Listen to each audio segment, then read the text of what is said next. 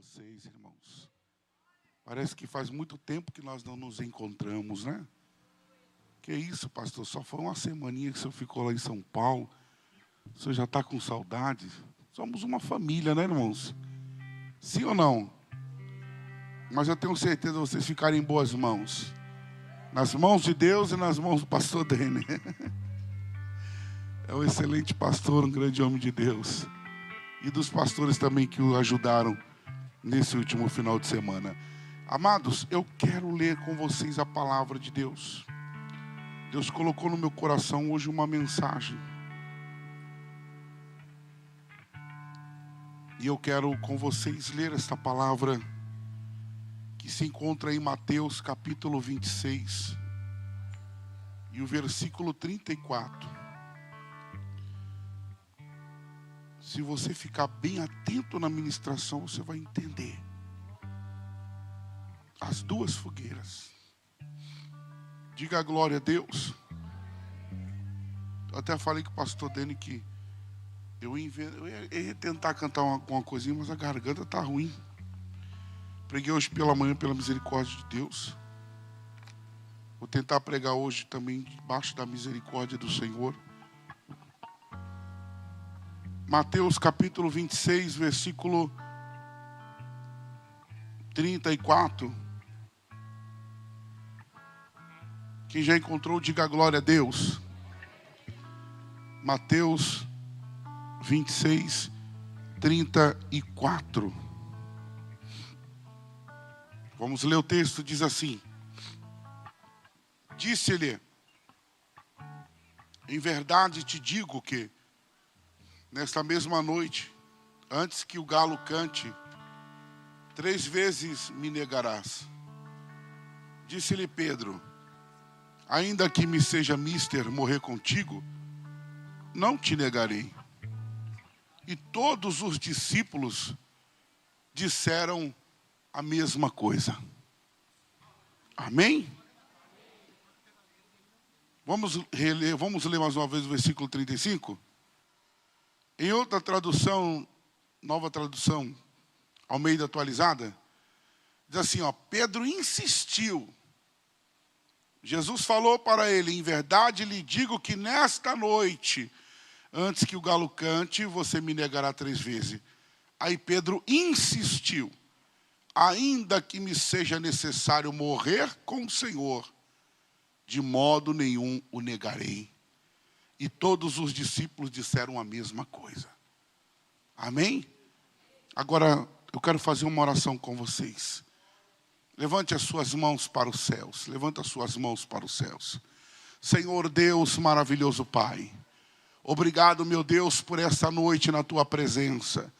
Por esta oportunidade que o Senhor nos concedeu de estarmos aqui. Este momento, meu Deus, onde nos reunimos para ouvir a Tua palavra. Momento este, ó Pai, oportuno, onde precisamos, necessitamos, somos carentes de ouvir a Tua voz a falar conosco. Somos carentes em ouvir a Tua voz, a Tua palavra falar conosco. Que o Senhor, meu Pai, nesta hora, neste momento, possa, Pai, abrir o nosso entendimento para compreendermos a Tua palavra. Que o Senhor, meu Deus, possa nos trazer a revelação, aquilo que o Senhor quer falar ao nosso coração. Pois só o Senhor conhece a verdade, só o Senhor conhece, ó Pai, a intenção de cada coração e sabe de uma forma única o que precisamos ouvir. Pai, que não seja diante daquilo que eu quero, mas que seja feita a Tua vontade, que Teu Espírito Santo cresça e o que cada dia mais eu venha diminuir e me colocar, meu Pai, na posição de servo, na instrumentalidade do Teu Espírito Santo. Ó Senhor Deus, Pai amado, se o Senhor, meu Pai, não tiver misericórdia de nós, certamente pereceremos, mas se o Senhor olhar para cada um de nós aqui nesta noite, ó Senhor, aquele olhar como o Senhor olhou para aquela viúva quando saía para enterrar o seu filho.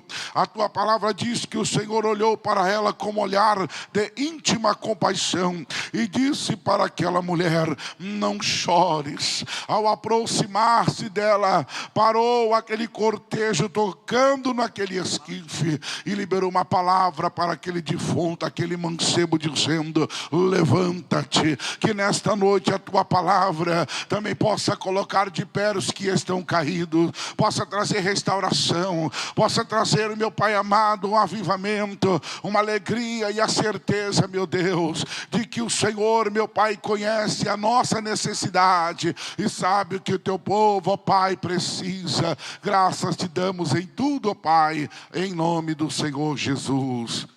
Amém e amém, Senhor Jesus. Pode sentar-se, pode assentar-se, glorificando a Deus. Bem alegre as palmas para o Senhor dos Exércitos. Aleluia. Amados, as 3 negações de Pedro são um dos episódios mais marcantes da Bíblia, porque revelam, podemos dizer, uma verdade que continua atual, uma verdade que continua falando de uma forma atual ao nosso coração. Até os mais sinceros discípulos podem falhar quando confiam mais em si mesmo do que em Deus. É por isso que nós dizemos que é uma verdade que continua atual. Porque até os discípulos mais chegados falharam, porque confiaram em si mesmo. E quando nós confiamos em nós mesmos, nos frustramos, nos decepcionamos. Pedro era impulsivo, corajoso e apaixonado por Jesus. Foi ele quem declarou: tu és o Cristo, o Filho de Deus, ou o Filho do Deus vivo, em Mateus 16:16. Foi ele quem prometeu: ainda que todos te abandonem, eu nunca te abandonarei, em Mateus 26:33, que nós lemos.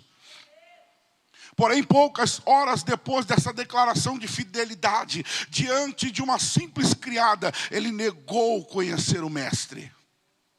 Ele negou conhecer a Cristo. Ele negou conhecer aquele que ele amava. Ele negou conhecer aquele em que ele havia dito estar disposto até mesmo a morrer. Poucas horas depois de dizer: estou disposto a morrer por ti, ele acaba negando. As 3 negações não aconteceram de uma só vez. Cada negação foi um passo mais profundo no afastamento. Primeiro ele negou com hesitação, depois com insistência e por fim com juramentos. Um homem que prometeu morrer por Cristo chegou ao ponto de afirmar que nem sequer o conhecia. O homem que estava disposto a morrer por Jesus, agora está dizendo que não o conhece. Lucas capítulo 22, versículos 54 a 57, diz assim: então, prendendo Jesus, levaram-no e o introduziram na casa do sumo sacerdote. Pedro seguia de longe. Quando acenderam uma fogueira no meio do pátio e se assentaram juntos, Pedro tomou lugar entre eles. Uma empregada, vendo-o sentado perto do fogo, fixou os olhos nele e disse: este também estava com ele. Mas Pedro negou. Pedro o negou. Não o conheço. Na primeira fogueira, Pedro negou Jesus. Ao redor daquelas chamas, o discípulo que havia prometido fidelidade até a morte, ele viu sua coragem desmoronar diante da pressão e do medo. Diante da pressão, diante do medo, ele perdeu a coragem. Diante da pressão, diante do medo, a sua fidelidade foi desmoronando. Foi ali que suas palavras contradisseram sua fé. Foi ali que o homem que caminhou sobre as águas percebeu que não consegue permanecer de pé, confiando apenas em si mesmo. Naquele momento ele percebe: O homem que andou sobre as águas, agora está reconhecendo: não consigo permanecer de pé, confiando apenas nas minhas próprias pernas. Foi naquela noite fria, e uma noite fria, que Pedro descobriu uma das maiores lições da vida espiritual. Sabe qual é? A nossa força é limitada. Nós somos limitados. A nossa coragem é instável e a nossa fidelidade depende da graça de Deus. Quando o galo cantou e seus olhos encontraram os olhos de Jesus, Pedro saiu e chorou amargamente. Imagina um momento. Ele olha para Cristo. Imagina aquela troca de olhares. E aquele olhar de Cristo para ele. Eu entendo que talvez seja como uma espada penetrando de uma forma profunda na alma de Pedro. Imagina a dor que Pedro sentia. Não uma dor no corpo físico, mas uma dor na alma. Um sofrimento interno. Suas lágrimas não eram apenas de tristeza, mas de arrependimento. Porque naquela fogueira, ele enxergou a sua própria fragilidade. Compreendeu que sem a ajuda de Deus, ninguém é tão forte quanto imagina. Diante daquela fogueira, ele descobriu algo. Ninguém é tão forte quanto imagina ser. A primeira fogueira foi o lugar da queda, o lugar onde Pedro perdeu a batalha. O Pedro, forte e corajoso. Ele perdeu a batalha contra o medo, perdeu a batalha diante da pressão. O lugar onde sua autoconfiança foi quebrada. Aquele que dizia: ainda que eu tiver que morrer. A autoconfiança foi quebrada naquele momento. Ainda que eu tiver que morrer por ti. A autoconfiança dele foi quebrada. Mas Deus nunca permite uma queda sem preparar um caminho de restauração para aqueles que se arrependem. Aleluia. Deus nunca permite uma queda sem que haja um caminho preparado para a restauração. A história de Pedro não terminaria naquela fogueira. Havia uma segunda fogueira esperando por ele. Havia uma nova oportunidade. Havia graça maior que o seu fracasso. Mas a história de Pedro não é apenas a história de uma queda. É a história de alguém que descobriu sua própria fragilidade. Alguém que descobriu: eu sou fraco. Alguém que descobriu: eu sou frágil. Alguém que descobriu: eu sou falho. Alguém que descobriu: eu não sou tudo aquilo que eu pensava que eu era. Antes da negação, Pedro conhecia a sua força. Tinha sua autoconfiança. Mas depois da negação, ele conheceu sua dependência a Deus. Depois que ele erra, depois que ele peca, depois que ele cai, ele descobre algo poderoso. Ele entende: eu dependo de Deus. Eu apenas sou forte quando Ele está comigo. Eu apenas sou valente quando Ele está do meu lado. Eu apenas sou forte quando Ele está ao meu lado. Quando Ele está comigo, eu sou valente, eu sou forte, eu sou corajoso.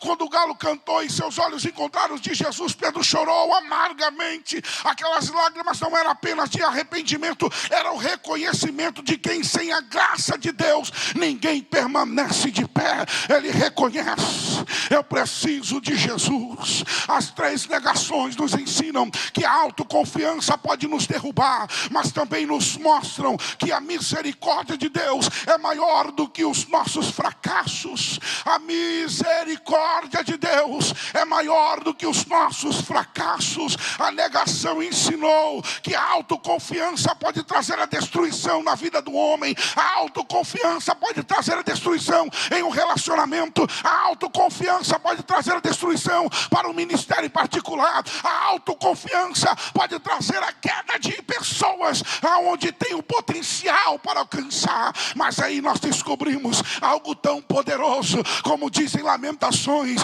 que muitas são as misericórdias do Senhor, e se não fosse a misericórdia do Senhor, eu e você não estaríamos aqui nesta noite. Só quem é dependente da misericórdia de Deus. Porque depois da ressurreição, imagina só, a primeira fogueira, Jesus é introduzido dentro da casa do sumo sacerdote. Pedro nega Jesus. Jesus passa por uma sessão de tortura. Ele é pendurado na cruz.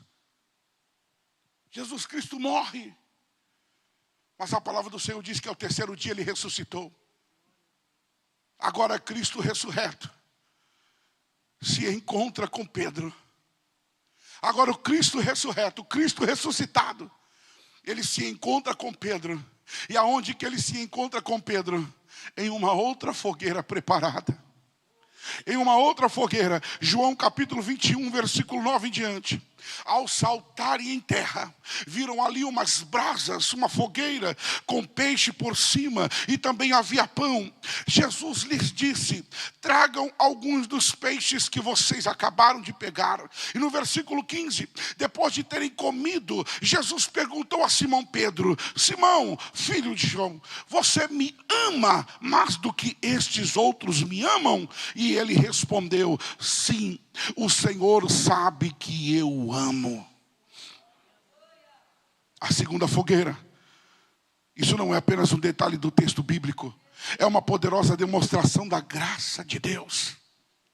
Porque as mesmas palavras usadas para a fogueira da negação aparecem novamente em João 21. E Jesus está à beira do mar, preparando o ambiente que certamente trouxe à memória de Pedro a pior noite da sua vida. A primeira fogueira foi cercada de medo, culpa e fracasso. A segunda foi cercada de amor, perdão e restauração. Na primeira fogueira Pedro disse: não conheço esse homem. Na segunda Jesus lhe perguntou: tu me amas? Na primeira Pedro caiu. Na segunda Pedro foi levantado. Jesus poderia ter confrontado Pedro diante da multidão, lembrando seus erros e expondo sua vergonha, mas não foi isso que ele fez. O Senhor conduziu Pedro de volta ao lugar das suas memórias dolorosas para curar aquilo que estava ferido em sua alma. Jesus não apenas relembra memórias dolorosas, mas ressignifica o lugar da culpa em lugar da restauração. E a missão é Jesus pegando Pedro e dizendo: Pedro, você vai voltar para a missão. Pedro, você vai voltar para o lugar da queda. Pedro, você não apenas vai ser restaurada a tua culpa, a tua memória. Não, Jesus está dizendo para ele: Pedro, eu estou te trazendo para a missão de novo. Aleluia. Jesus está dizendo para ele: Pedro, agora volta para a missão, Pedro. Pedro estava pescando, e quando ele entende, é o mestre que está na praia, ele vai se esconder com vergonha. Sabe quem foram aqueles outros que se esconderam com vergonha? Foi lá no jardim do Éden, quando eles pecaram, e Jesus vai visitar Adão. Ele se esconde, porque ele diz: eu estou com vergonha. Mas quem falou que você está nu? Porque você pecou, aí agora você descobriu a verdade, você descobriu que você está nu. Então nós vamos entender os últimos que se esconderam de Jesus, porque olharam para si mesmo e reconheceram as próprias vergonhas. Agora Pedro olha para si mesmo e ele pula dentro d'água, porque ele estava com vergonha de Jesus. Mas quando ele se depara com Cristo, Cristo não está olhando e acusando ele, dizendo: pecador, sem vergonha, você errou, você falhou. Não, Jesus pega na mão dele e diz: Pedro, tu me ama? Sim, Senhor, eu te amo. Pedro, tu me ama? Sim, Senhor, eu te amo. Pedro, tu me ama? Sim, Senhor, tu sabe. Então assuma o controle da missão, porque se alguém pensou que a sua história havia acabado, Jesus está dizendo: eu restauro.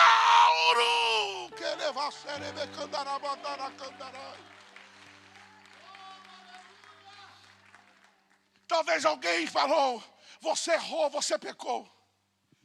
Talvez alguém falou: chega, Você já teve a sua oportunidade, mas você falhou. Você não foi capaz de se segurar ou de se manter diante daquilo que Deus havia confiado em ti. Mas Jesus te trouxe aqui nessa noite para te dizer: ei, quem determina sou eu. Quem manda sou eu. Não são as palavras de acusações contra a tua vida. Não são aquelas pessoas que te olham de cima e embaixo, querendo te julgar e dizer: você perdeu a vez, passou a tua oportunidade. Mas Cristo está dizendo: eu restauro e faço tudo novo e te coloco de volta na missão.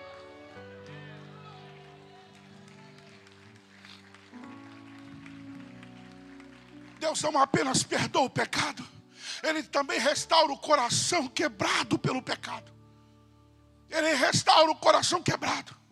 Aquela segunda fogueira não foi um tribunal de condenação, mas um altar de reconciliação. Um altar de reconciliação. Ela também é momento de reenvio ministerial. É um marco na vida dele. É um momento na história dele em que Jesus está dizendo: estou te reenviando para a missão. Estou te reenviando para a missão. Alguém poderia até mesmo dizer assim: mas mestre, como é que o senhor vai reenviar para a missão? Como é que o senhor vai recolocar este soldado se ele falhou? Aí eu lembro de João Marcos. João Marcos. Paulo fala para... Paulo deixa bem claro. Ele diz assim: manda outro para vir, porque João Marcos falhou na missão. Não aguentou, não suportou. Não, manda outro vir na missão. Aí quem vai na missão? Paulo e Silas. João Marcos saiu com Barnabé, foi para o outro lado. Mas quando em uma situação difícil, em um momento em que aqueles que diziam ser amigos abandonaram, Demas foi para um lado, Alexandre Latoeiro foi para o outro. Aí agora Paulo está enviando uma mensagem para Barnabé, dizendo assim: Barnabé, pede para João Marcos vir até mim. Labastura e clama, labasteia.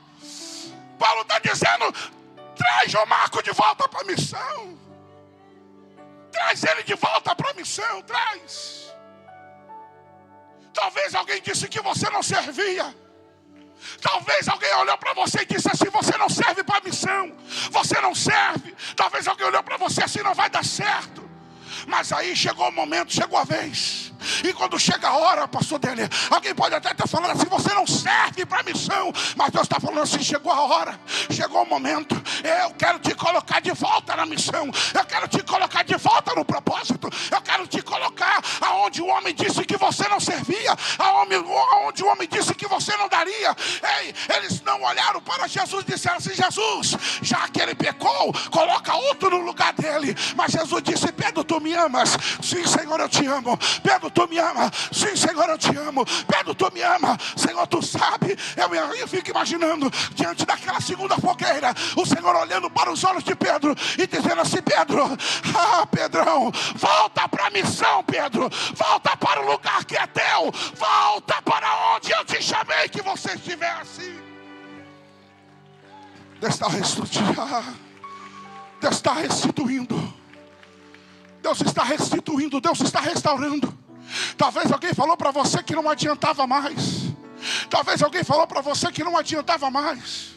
Talvez alguém disse para você que você não iria conseguir, porque a oportunidade passou, porque a tua hora passou. Talvez alguém falou assim: você já teve a tua oportunidade. Mas Jesus está dizendo: volta para a missão, filho. Você pode até ter se escondido por causa da vergonha. Você pode ter até se escondido porque olhou para você mesmo e reconheceu que você falhou. Você pode até ter tentado se ocultar, olhando para si mesmo e dizendo: eu sou fraco e sou falho. Mas Jesus te viu. E se Jesus te viu, meu irmão, não tem como você se esconder dele. Se Jesus olhou para você e achou graça de ti, e ele quer fazer uma grande obra sobre a tua vida, então não depende de mim, pastor Denner. Não depende da minha aprovação, depende da graça de Deus sobre a tua vida aqui nesta noite. Um altar de reconciliação e restauração sobre a tua vida.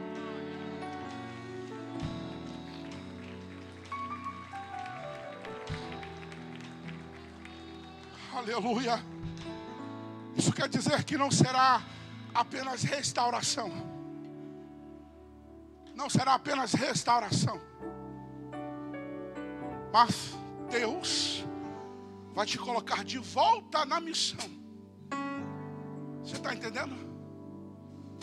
Deus vai te colocar de volta no lugar que é seu. Não é de André, não é de Tiago, não é de João, não é de Judas, não é de fulano, não é de ciclano, não é de Beltrano, é seu. O lugar é seu. Diga assim, o lugar é meu. Não, diga, você está falando, não sei se você... Não, diga com fé, diga assim, o lugar é meu. Se o lugar é meu, ninguém assume o meu lugar. Você entendeu o que você falou agora? Se o lugar foi Deus que reservou para você, minha irmã, pode alguém até falar assim, deixa que eu faço. Não adianta, é seu. Pode alguém falar assim, não, deixa que agora eu assumo. Não adianta, é seu. Não adianta ninguém falar assim, não, mas não serve para ela. Mentira. É a tua medida certinha. É seu. É seu. O lugar é seu. O lugar é seu. O lugar onde Pedro encontrou não o peso da culpa, mas a grandeza da graça. É ali, diante das brasas da restauração, Jesus transformou um homem derrotado em um líder, em um pastor. João 21, 15 e 17. Apacenta as minhas ovelhas. Apacenta as minhas ovelhas. Eu não sei se você está entendendo. Altar, fogueira, brasa, restauração, peixe, pão.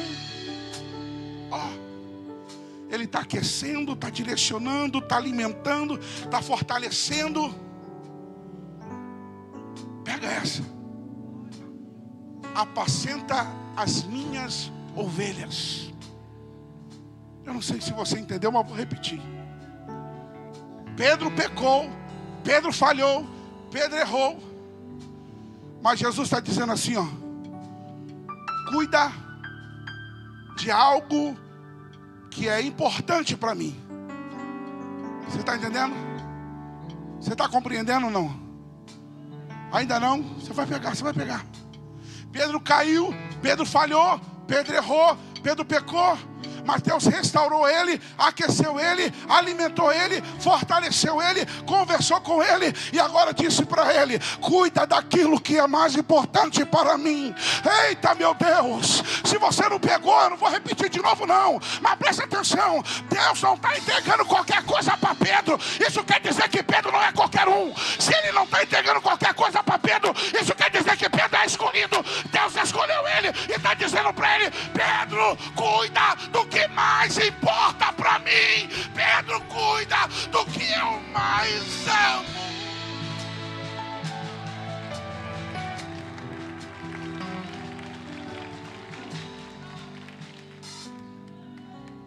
Cuida do que mais me importa.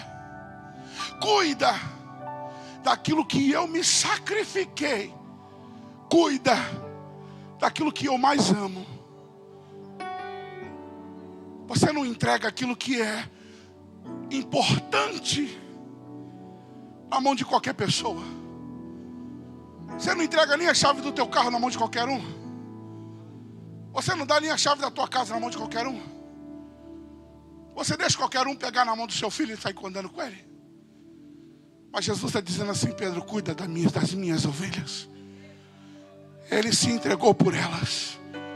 Ele foi o preço pago por elas. Alguém poderia dizer, mas logo na mão de Pedro, Esse camarada pecou, esse camarada falhou, esse camarada errou, mas o Senhor está entregando aquilo que é mais importante para ele cuidar. O Senhor está dando na mão dele aquilo que é mais valioso.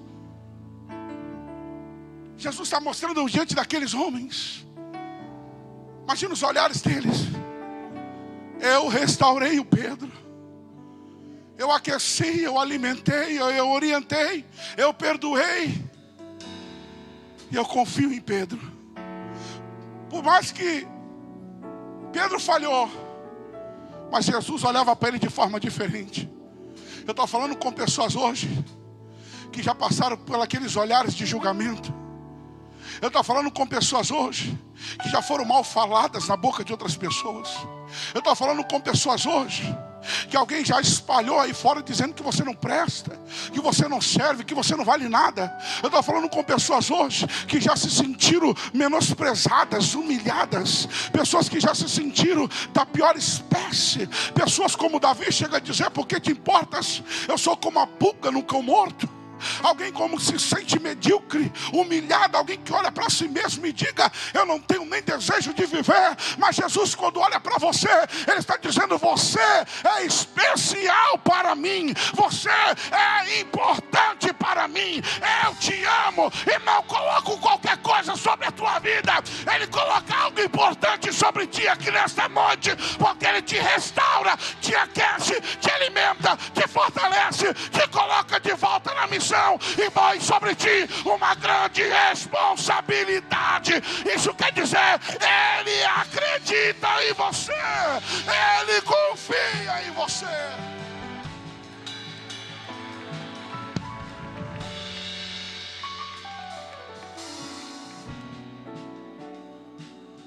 Aleluia. Onde houve vergonha, Deus trouxe perdão. Onde houve fracasso, Deus trouxe recomeço.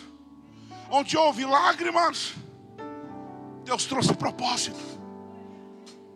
O homem que caiu não foi descartado, ele foi restaurado. O homem que falhou não foi jogado fora, ele foi restaurado. Esse é o Evangelho. O Evangelho não é a história de pessoas perfeitas que nunca erram. O Evangelho não é a história de pessoas que são perfeitas, não. É a história de um Deus perfeito que restaura pessoas falhas, que restaura pessoas que cometem erros. A história bíblica nos mostra inúmeros homens que falharam, não foram descartados. Moisés falhou, Davi falhou, Pedro falhou, muitos homens falharam, mas foram homens que marcaram a história. Foram homens que foram instrumentos nas mãos de um Deus perfeito. Homens falhos na mão de um Deus perfeito. Homens fracos na mão de um Deus perfeito. Homens que erram na mão de um Deus perfeito. É assim que começa a mudança. Pedro caiu, negou, chorou, se sentiu indigno, mas Jesus não desistiu dele. Jesus não desistiu dele. Jesus não desiste de você. Jesus não desistiu de você. Jesus não desistiu de você. O homem pode ter te rejeitado, mas Jesus não desistiu de você. O homem pode ter te jogado fora, mas Jesus não desistiu de você. O homem pode ter falado um monte de coisa acerca da tua vida, mas Jesus não desistiu de você.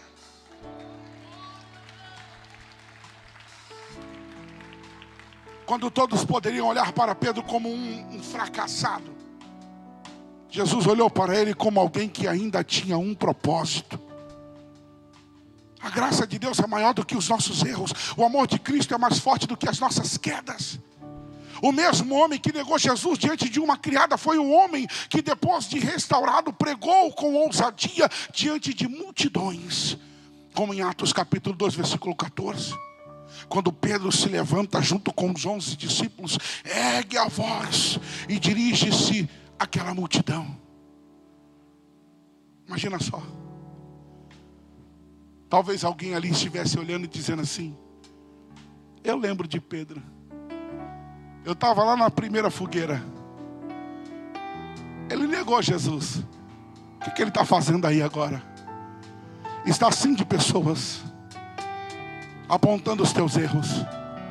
Está assim de pessoas apontando as suas falhas. Está assim de pessoas que estão tentando trazer uma condenação para algo que Jesus já apagou. Está assim de pessoas querendo trazer à tua memória as falhas que você cometeu no passado. Tem um monte de gente que a maior preocupação dela é olhar para você e dizer: eu conheço ela.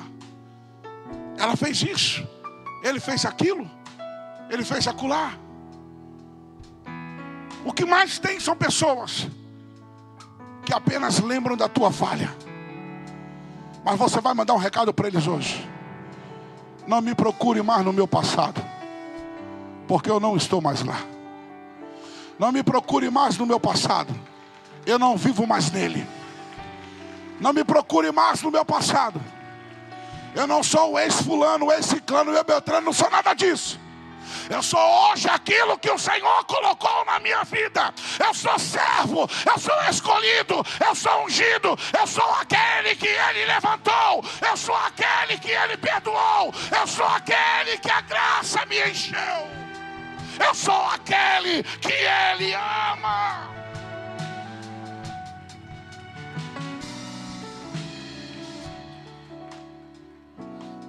A primeira fogueira revelou a fraqueza de Pedro, mas a segunda revelou a misericórdia do Senhor. Talvez essa seja a mensagem que alguém precisa ouvir hoje. Sua queda não é o fim da sua história. O seu erro não é o fim da sua história.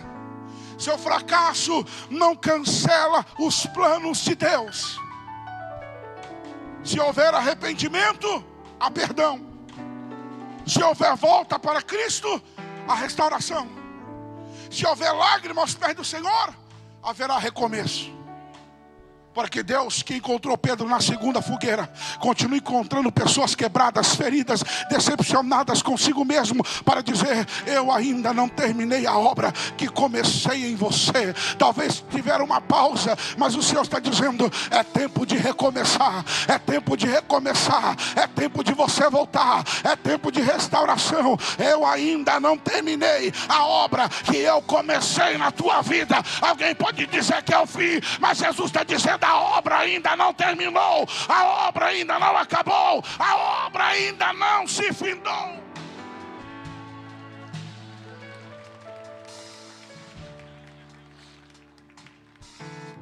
A cruz, ela prova que Deus perdoa. A ressurreição prova que Ele restaura. E a vida de Pedro prova que ninguém está tão longe que a graça de Cristo não possa alcançar. Talvez seja aqui que a mensagem encontra o coração de alguém. Não há ninguém que esteja tão longe ao ponto da graça de Deus não te encontrar. Pedro não terminou sua história na fogueira da negação. Ele não foi definido pelo que fez em um momento de medo. Ele não foi definido pelaquela queda, pelo erro que ele cometeu. Não foi por aquele momento que ele foi definido. Nem reduzido às suas quedas. Porque quando o galo canta na nossa vida, Deus ainda está escrevendo capítulos de graça depois do arrependimento. Eu acho que você ainda não entendeu, mas eu vou repetir para você entender e dar glória. Quando nós erramos, quando nós falhamos, a graça de Deus, ela continua escrevendo a nossa história. A graça de Deus, ela continua escrevendo a nossa história. Isso não quer dizer que você merece, mas Ele está dizendo: a minha graça te alcançou. E se a minha graça te alcançou, ela continua escrevendo a tua história. Há quem ainda esteja preso na primeira fogueira. A fogueira da culpa, da vergonha, da autossabotagem, do eu não consigo ou não sou mais digno. Mas o evangelho não termina no pátio do sumo sacerdote. O evangelho avança até uma outra margem, onde Jesus está lá de pé, esperando, não para condenar, mas para restaurar. Se alguém talvez pensou assim, na praça, ou melhor dizendo, lá naquela área, naquele espaço da casa do sumo sacerdote, a história de Pedro acabou. Não, Jesus já estava lá do outro lado daquela margem, aguardando ele voltar da pescaria, para dizer para ele: Pedro, ei Pedrão, eu continuo te amando, volta para a missão, Pedro.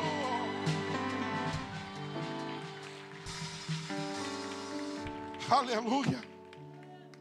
Diante das brasas da segunda fogueira, que o céu nos ensina algo profundo.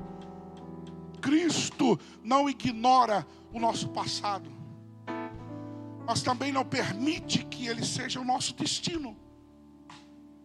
Você está entendendo? Ele não ignora, ele não está ignorando, mas ele não permite que ele seja o seu destino. Ele chama pelo nome, ele confronta com amor, ele cura com presença e envia com propósito. Envia com propósito. A mesma boca que disse: eu não conheço esse homem, foi a boca que depois declarou com poder, lá em Atos 2, arrependei-vos. A mesma vida que caiu por medo foi levantada pela graça para ser coluna da igreja. O mesmo Pedro que se escondeu foi o Pedro que se tornou voz. Isso muda tudo, porque se a graça alcançou Pedro, ela não falha com ninguém aqui. Se Jesus restaurou o que parecia irreparável, então ainda há esperança para o que você acha que já acabou. Ainda há esperança. A fogueira da queda não tem a última palavra. Quem tem a última palavra é o Cristo ressurreto, é o Cristo glorificado. Hoje ele ainda pergunta: tu me amas? E qual vai ser a sua resposta? Tu me amas? Não é uma pergunta para condenar, mas para restaurar. Tu me amas? Não é para expor feridas, mas para curar destinos. Tu me amas? Porque toda restauração começa quando o amor de Cristo é maior do que a lembrança da nossa queda. Quando o teu amor a Cristo é maior do que a lembrança da tua queda, você se esquece do que passou e começa a viver o propósito que Deus tem para realizar na tua vida.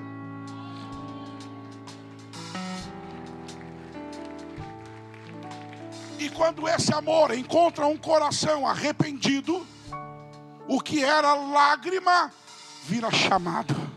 O que era culpa vira testemunho. E o que era o fim vira recomeço. O homem que caiu não foi descartado, ele foi restaurado. O homem que caiu, o homem que falhou, o homem que errou, não foi jogado fora, ele foi restaurado. Hoje Deus quer te restaurar aqui nessa noite. Hoje o Senhor te chama para te restaurar aqui nesta noite. Hoje Cristo te trouxe para te restaurar aqui nesta noite. Hoje Cristo te trouxe aqui para mostrar para a sociedade que um dia te excluiu, expôs o teu erro, o teu fracasso, a tua falha, te apontou, te condenou, para mostrar para eles que quando Ele restaura, quando Ele transforma, quando Ele levanta, quando Ele chama, quando Ele escolhe, não tem passado que condene, não tem homem que aponte, não tem dedo que permaneça diante daquele que a qual Deus levantou. E hoje Jesus quer te restaurar, hoje Jesus quer te colocar de pé mais uma vez. E se você porventura errou, falhou, Ele está dizendo: esquece o teu passado, vem para a segunda fogueira. fogueira, aonde eu te aqueço, te alimento, te fortaleço e te coloco de volta na missão. É noite de restauração, é noite de você entender: eu preciso das mãos do Senhor, essa graça sobre a minha vida. Mas se você está ouvindo eu falar com você hoje, não ouça adiante a pensar que é apenas a minha voz, mas é o Senhor te chamando para uma mudança, para uma restauração. Não importa o teu fracasso, não importa o que aconteceu, Jesus te chama hoje: eu quero restaurar a sua vida. Cadê a primeira pessoa que quer uma restauração? A primeira pessoa que reconhece: eu falhei, mas eu quero ser restaurado por Ele. A primeira pessoa que compreende, que entende: eu não sou perfeito, mas eu quero recomeçar com Ele.